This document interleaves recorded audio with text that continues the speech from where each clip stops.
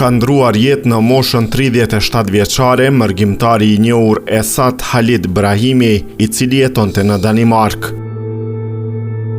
Lajmi i hidhur ka tronditur familjarët, miqt dhe komunitetin shqiptar në mërgjim, që e ka njohur për personalitetin e tij të mirë dhe për kontributin që ka dhënë gjatë jetës së tij.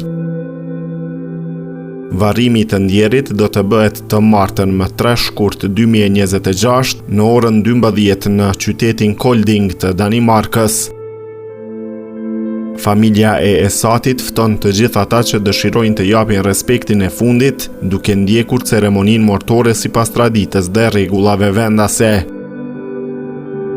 Ndërkohë shprehjet e ngushëllimeve për familjen Brahimi kanë filluar të mbërrijnë nga të gjitha anët, duke treguar dashurinë dhe respektin që komuniteti ka për të ndjerin.